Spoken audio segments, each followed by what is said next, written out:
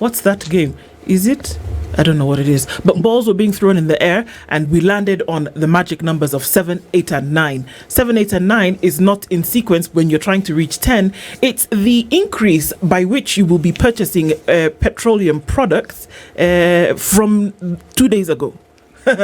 You thought 2 and 3 was a bit sticky. This is getting stickier still. We're going to be looking at the impact of rising fuel prices and the cost of living. Martin Chomba is the chairman of the Petroleum Outlets Association of Kenya. Good morning, Martin. Good morning, Drew. How are you? I am well, thank you. Thank you. 7, 8 and 9 notwithstanding.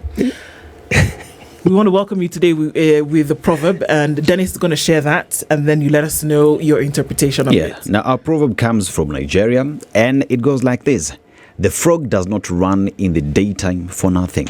The frog does not run in the daytime for nothing. How would you interpret that? Oh, thank you. I think Africa is very much interconnected because where I come from, we have a similar proverb, also meant to say that if you see a porcupine walking in the daylight, then something is up. So when you see a frog jumping in the daylight, it means that there must be a problem that is forcing that frog to be out of its natural habitat, because its natural behavior is that at the daylight it is hibernated. So when you see it jumping in the daylight, then something has interfered with its natural habitat. Yeah. Something is wrong. Something is very wrong. And true to interpretation, when we see numbers jumping on the 14th, something is wrong. And we also want to, before we get into this conversation, listen to what the former chair of the Budget Appropriations Committee said a few days ago. That's the Member of Parliament for Kihara constituency, Ndende Nyoro. This is what he said. Let's listen into that before we start our conversation, shall we? We saw the fuel prices going up yesterday drastically, and the explanation that was given by government is not accurate, because blaming the global oil prices is falling short of what the reality is. Because last year, for the last 1 year, the highest fuel prices we have seen were actually in June 17th of 2024. And in this calendar year, the highest prices we have seen were actually in January. But having said that, it is important for us to know that out of what Kenyans pay at the pump in terms of fuel prices, around half of that money is in terms of taxes and levies. Over 80 shillings of what people pay for petrol prices, over 80 shillings goes into taxes and levies. And of what Kenyans pay for other products or fuel other than petrol, over 76 shillings again goes into taxes and levies. In an oil producing country like Kenya, the only tool a government is left with is altering the levies and taxes. This is where the problem is. The government of Kenya actually added a new levy last year of 7 shillings in the fuel prices. And how the government works is that time when the fuel prices are coming down, actually that's the reason why Kenyans never felt the global deceleration of the oil prices. Because it's around that time that the government introduced a secret 7 shillings in fuel levy. That is partly one of the problems why the fuel prices are going up. But the more unfortunate bit is that this year, the government has taken that 7 shillings, taken to the banks as security, and then they have taken a loan of 175 billion shillings. This money is not reflecting in the government books as a debt, and therefore it can only pass as an illegal debt, because whatever is not accounted for as a debt, then any other debt is illegal. There has been a lot of secrecy around securitization, because these questions we have asked them even in Parliament, even the people in the Treasury don't seem to know. Some of the questions we are asking, how much money is the government actually borrowing? Because even the 175 is from different sources other than the official source. Secondly, What is the interest rate? Third, after 7 years, which is the period at which they are borrowing, how much will the government have paid to these banks? Fourth, is this money sovereign guaranteed? Because it seems to be nowhere in the government books. It actually also never came to Parliament for any ratification. The problem of this is that we now have the government spending money in advance. They have already collected money in advance for the next 7 years. So if Kenyans demand lower fuel prices, and you've already taken loans using the levies and taxes, how are you going to alter the pump fuel prices? Because the only tool you have is taxes and levies, and it is the one that you've already securitized. And this securitization term is another dogma that is being brought around to confuse Kenyans. It is important for the government to be prudent. It is not fair because we want to be clapped for today. We add fuel prices.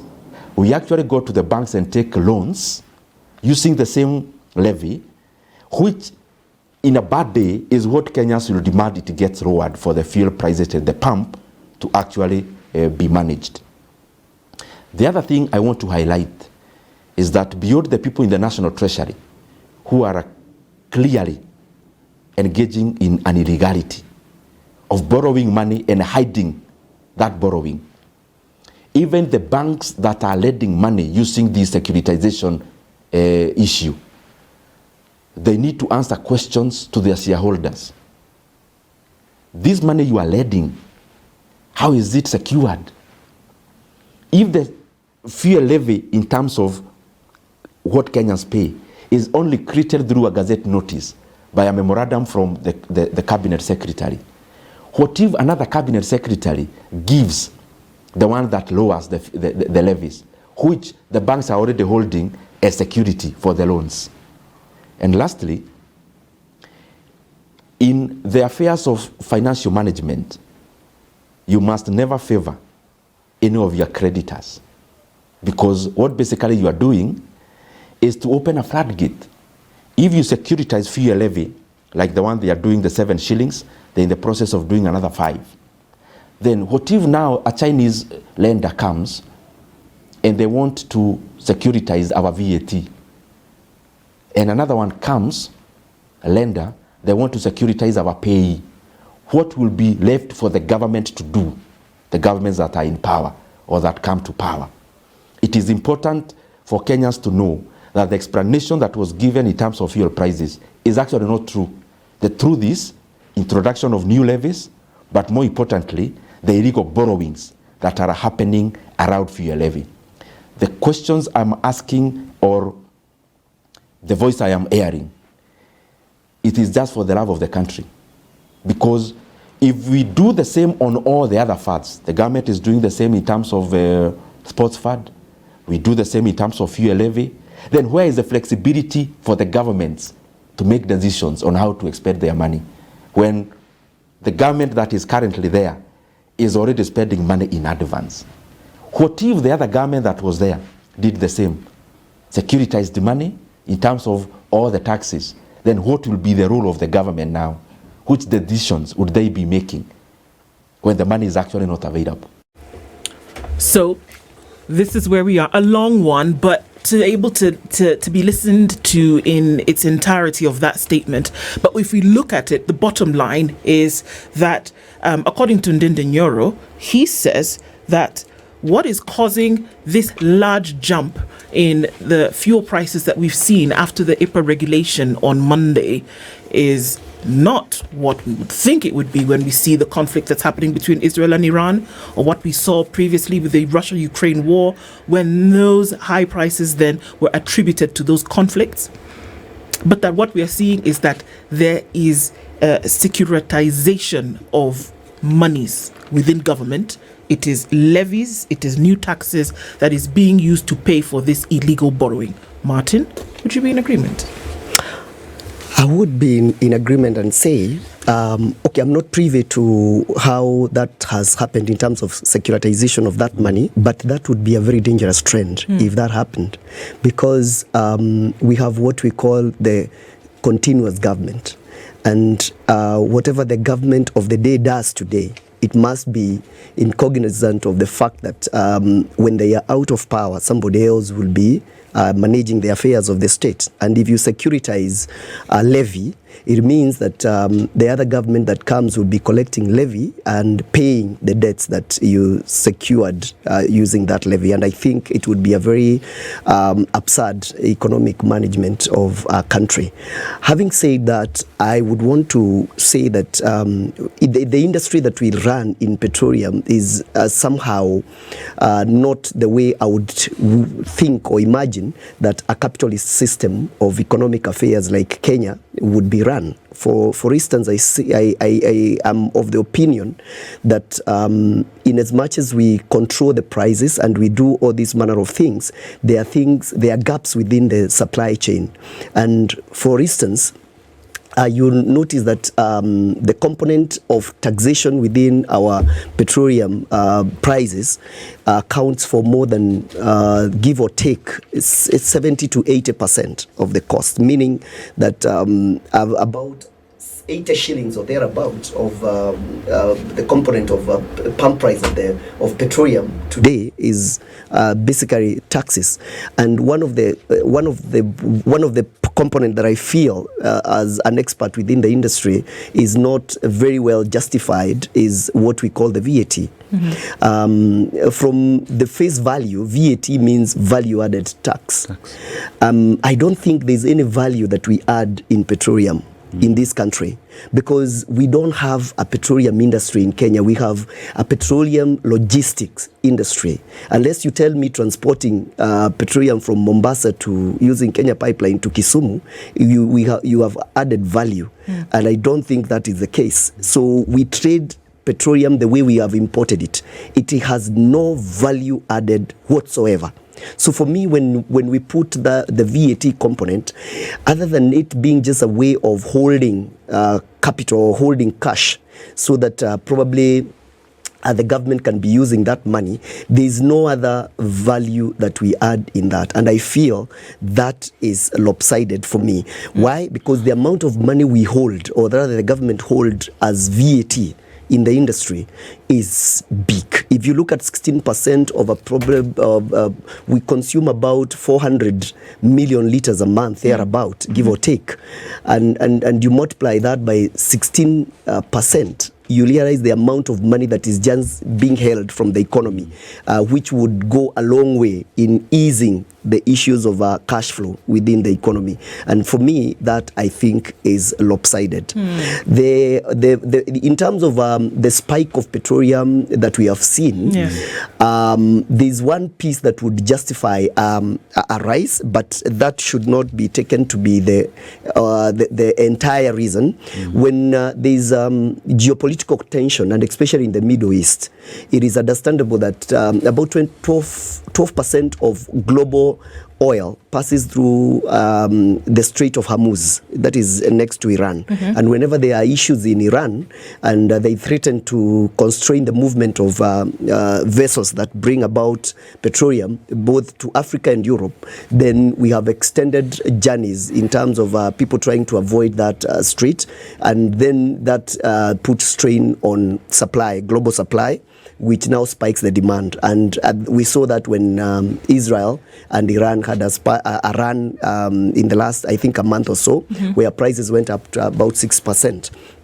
Having said that, I feel that there's a lot to do. Okay, the other component is right now there is an issue. Actually, I'm not sure that we are out of the woods, because if you look at I think southern Yemen next to Red Sea, there is this group of rebels called the Houth who are sinking ships around there. So owners of the freight vessels, they don't want to pass through the Red Sea, and for some reason they will still go to Cape of Good Hope and all that, which is a very long journey, and this might also bring some problems in the coming years, but in the coming months. But I feel that as an industry and as a government, we have a duty to make sure that we anticipate some of these things insofar as, because when you are a consumer economy, it is in your interest to make sure that you plan adequately for it. And petroleum in this country is a national security issue.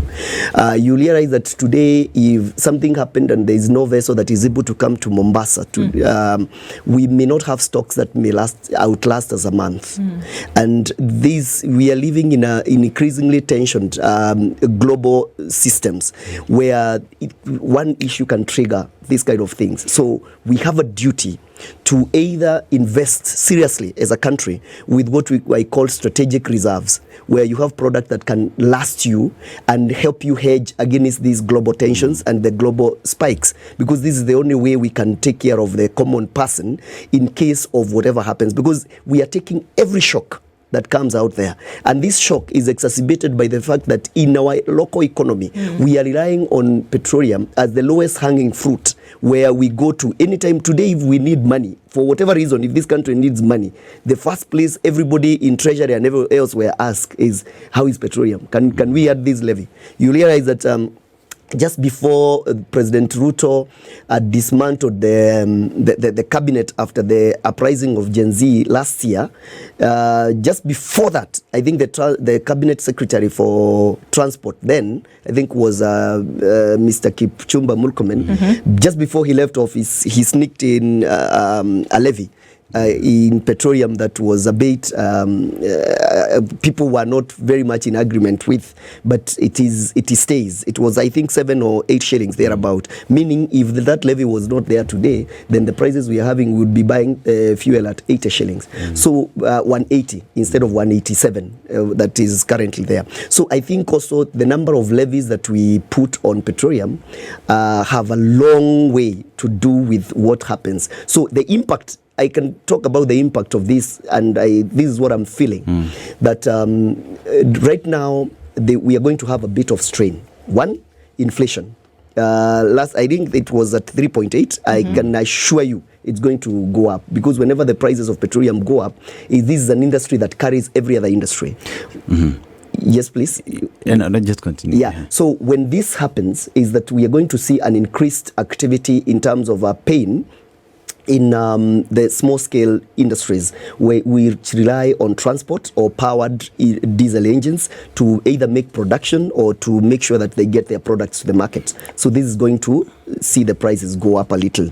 And when this goes up a little, then you can be sure it mops up what we call the purchasing power is going to be reduced to a great extent. So Chomba, we talk about the fuel that we consume in the country, and there's a time the government of Kenya and government of Saudi got into an agreement, G2G deal. And I just did a quick research on the same, and you look at how much Saudis are buying the fuel off the pump, and that is equal to $0.62. Now you look at Kenya is 1.428 per liter. You know, so if you look at how much Saudis are selling their fuel off the pump, is actually cheaper than half what would be in Kenya, which begs the question, this G2G deal that we got into, is it helping Kenya in any way?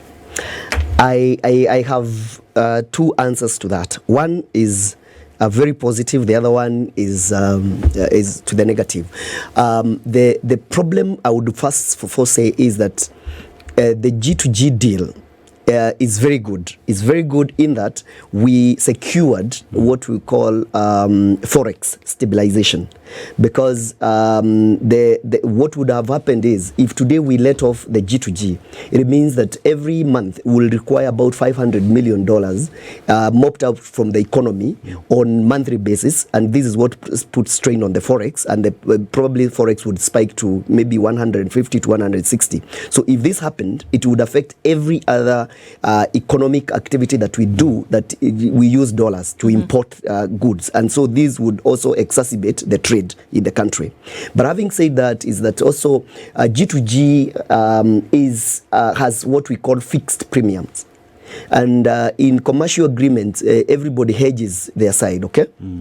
And so when this deal was being done, the people who were giving us that fuel, the Saudis and the guys from UAE, hedged. And the deals have what we call fixed premiums. And I think we have premiums of $90 per barrel on petroleum, super petrol, and I think 80 on diesel.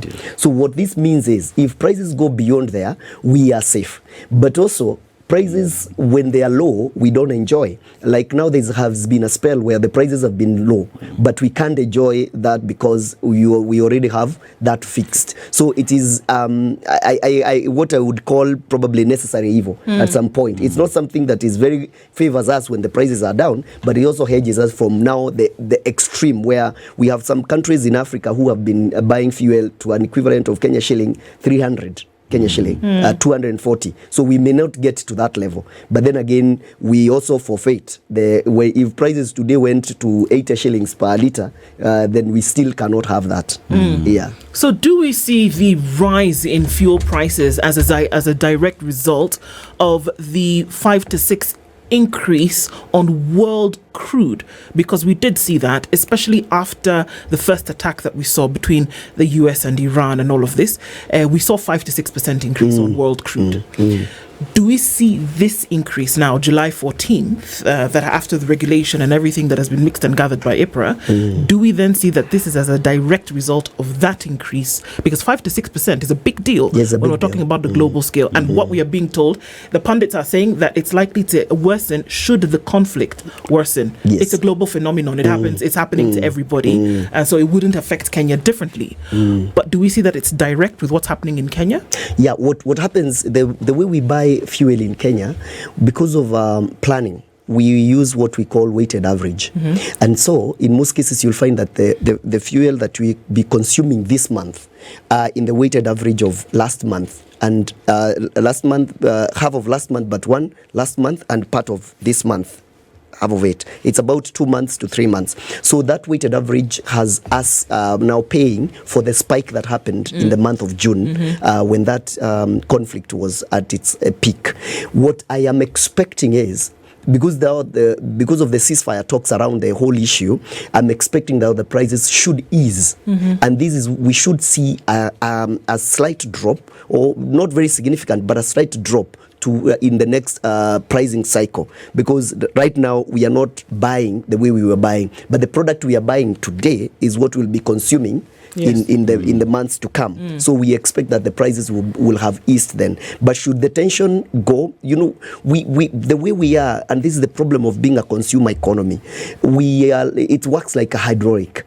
They push and immediately we are pushed. You see the way you push the brake pedal and the wheel stops is exactly that what happens to our economy. We have no buffer whatsoever. And that's why I am recommending, and I've always been agitating for this, that in Mombasa, we need to have serious storage. I will also qualify the statement I'm saying here, because if you look at our petroleum industry today, over 50% of that industry is in the hands of international companies that are domiciled in other states, other nations.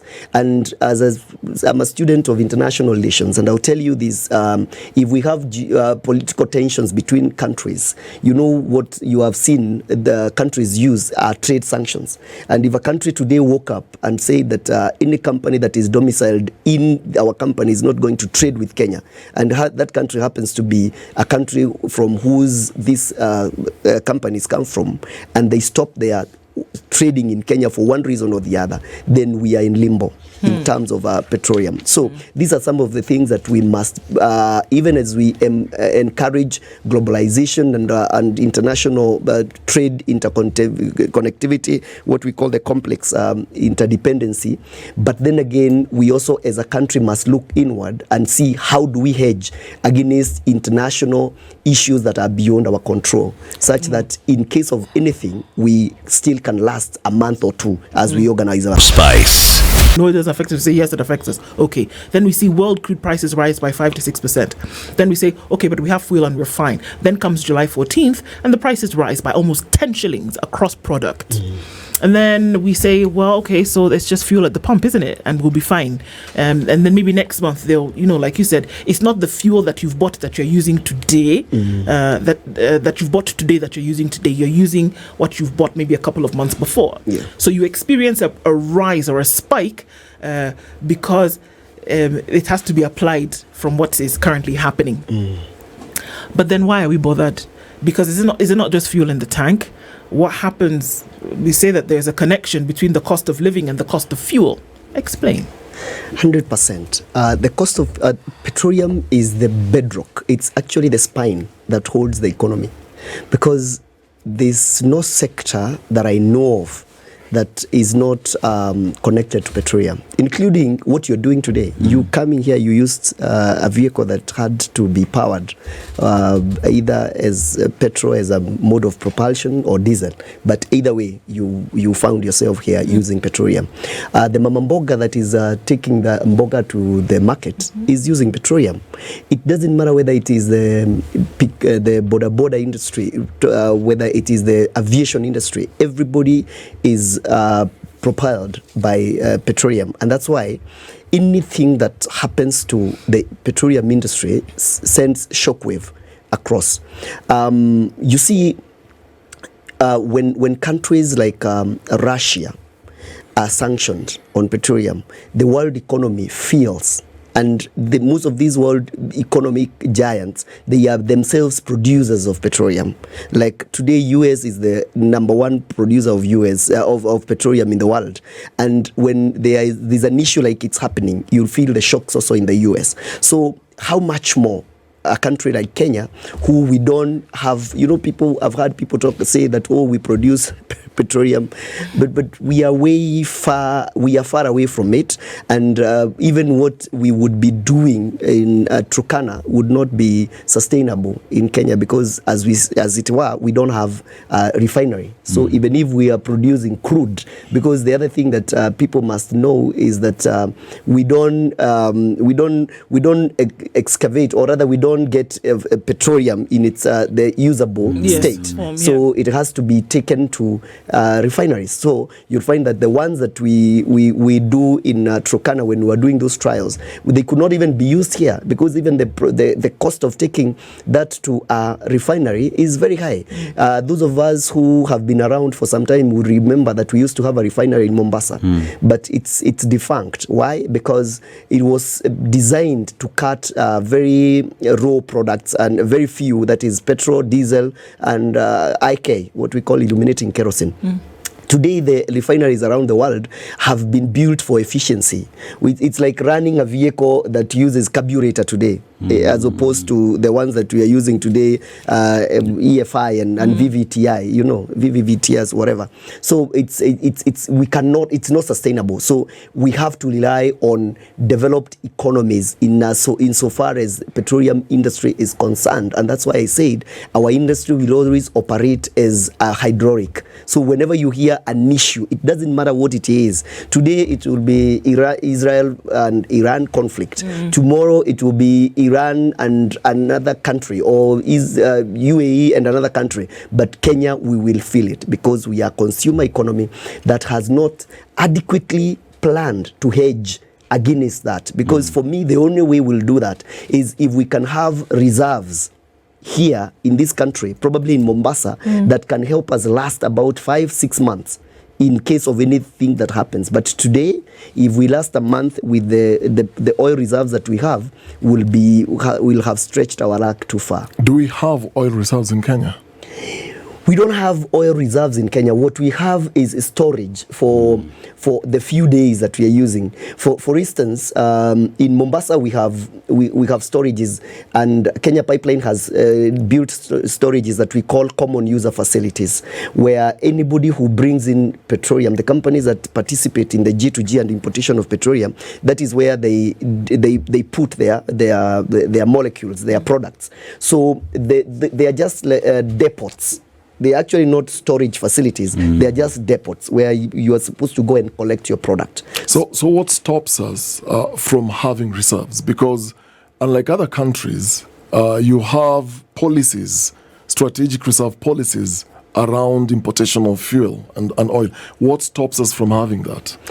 I think the people that have previously been manning the industry and the ministry have not been deliberate on it. And it has to come to a point, because for me, as I told you, I equate it to national security.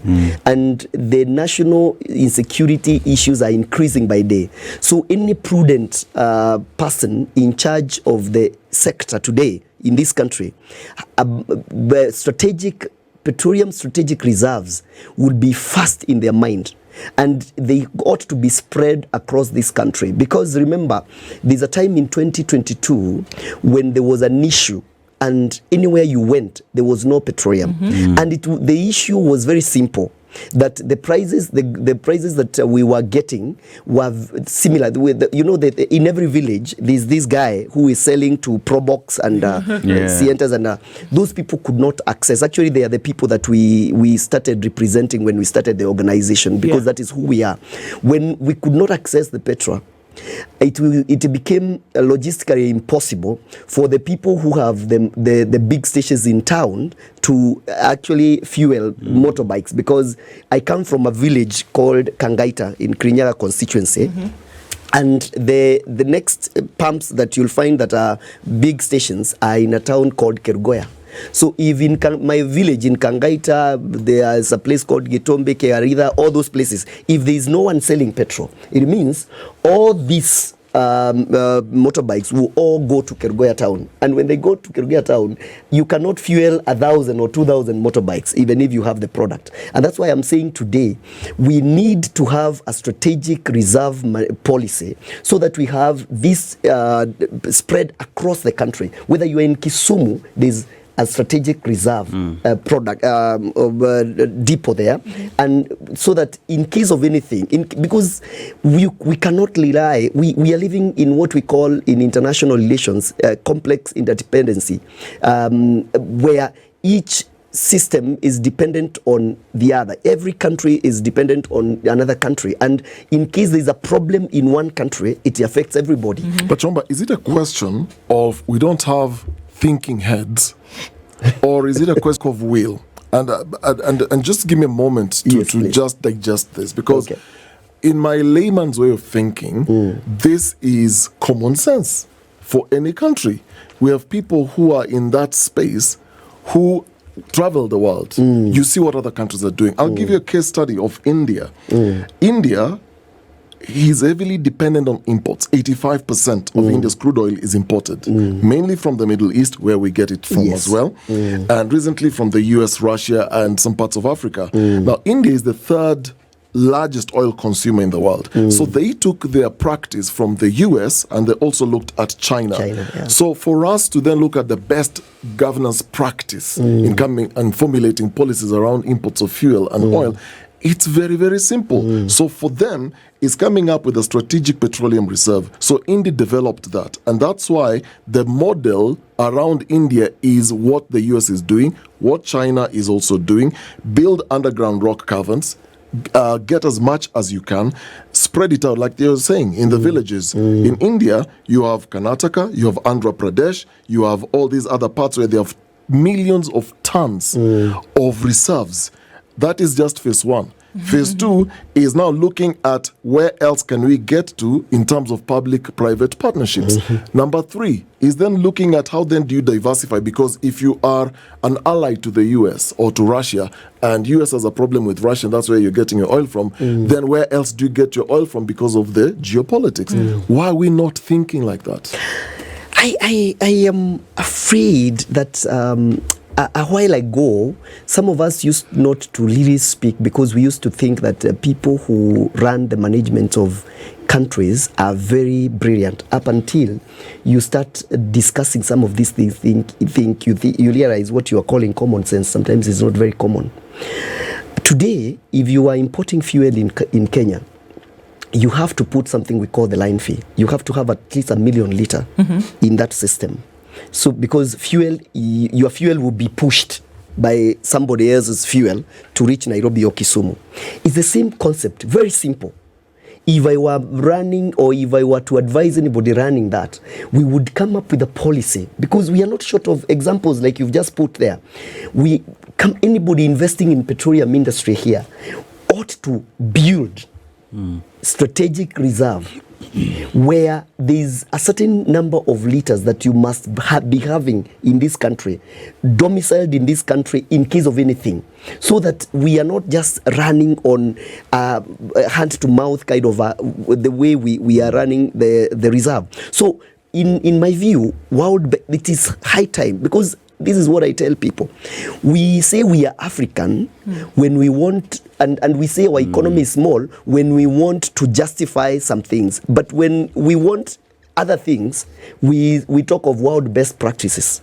When we talk about the things, why is it today in this country where the infrastructure is dilapidated and not that developed, but you'll see somebody driving an S600? But when you talk about maybe healthcare and some other good things, we say, hey, we've not developed to that level. You see, we get what we want and it's justified, but when what is demanded of an economy or making people be what they ought to be, then we have excuses. So for me, petroleum is not something that we can, it's just like having defense. It's equal to defense. Today we spend billions of money in defense budget. We spend a lot of money in other things. We should spend equally a serious budget on petroleum strategic reserves. There cannot be an excuse for that, and there ought to be a serious policy around that. So why then, if I mean, that's understandable, and looking at the need for reserves and all, but of course the question comes in then that why then within a region would you see that fuel is more expensive from one country to the next? I believe in the region, Kenya is one of the most expensive, Rwanda, Uganda, all benefiting from cheaper fuel prices. Why is that? Because of taxation regime. That's it's direct. In terms of how the prices, what we call the landed cost, we have more the same prices. Though, as I told you earlier, that Kenya we have fixed premiums. So when the prices are low, globally low, we still have our premiums high. But when the prices are also globally very high, we also have relatively average prices. So most of the determining factors in terms of what will be the prices probably in Uganda, Rwanda and the region, Tanzania and such, is the taxation component and the landing cost, because ours is fixed. Yeah. So Chomba, you look at I want to push this even further in terms of, we know that Kenya, we just started exploring oil reserves in the country and early stages, nothing much to talk about. But if you look at the continent as a whole, you look at Nigeria, 1.3 to 1.5 million barrels a day. You go to Libya, 1.2 million barrels a day. You go to Angola, 1.1 million barrels a day. Yet there is no one is processing this fuel to such a point that it's ready for use. It has to go outside, then we import. Countries like Nigeria have to import the fuel back home. Is it then about time that African leaders, through the African Union, finally sat down and saw how best to harness all these resources that we do have, so that we have a solution within the continent? Perhaps that is pushing it so far, or is it about time that we started having these conversations? Thank you. And allow me, I met a gentleman sometimes who told me that if you don't blow your own trumpet, nobody will realize that you have one. I am a PhD student in developmental studies, and among the things that really bothers me is the petroleum industry in Africa is following in the footsteps of other cash crops that we have in Africa. For example, today anybody who drinks very good tea, they call it English tea. In England, they don't grow even one bush of tea. So the best chocolate is probably in Switzerland, but they don't grow cocoa. It's the same footsteps that we are following in terms of petroleum, and we are headed to a place where we cannot develop our own. There needs to be a critical thinking, and this is where I think people must be called to order. We are a consumer economy, as I said. Every vehicle on this road, over 80% are imported vehicles. We have countries where we import from who are raising policies, Dennis, that in the next probably 20 years or 15 years, they are not going to be producing diesel-propelled engines, okay, or petroleum engines, and 80% of the petroleum that we consume is used by the vehicles. So the policy must also align, because today if we are going to sink billions of shillings doing oil exploration, and we don't have a motor industry where we are going to continue doing engines that consume this oil, what are we saying? You know, and this is where I find a lot of disconnect. We have in 2035 and 2040 UK, Japan, they are not going to be producing these engines. Yet, over 80% of the vehicles on our roads are from these countries imported. So what will happen? Where will we take our fuel? Okay, unless now we are looking to maybe exporting it to somebody else who, and I don't know who will have that capacity. So this is where I'm saying there's a lot of disconnect in terms of policy making, and sometimes you think people have thought through some of these things until you hear what they are saying, and then you wonder, why are we doing this? Why aren't we anticipating what is coming in the future and use our money and our budgets to make sure that we are strategically placed to exploit the opportunities of the future? Is it that we lack think heads, or we just you see, Dennis said that, and you've come back to it. I tried to go away from it, and I saw you. I saw you. Because I don't want to appear rude, but I will tell you this: we have people who have been conditioned to think in a certain way, and they are not able to think intergenerationally. We are not able.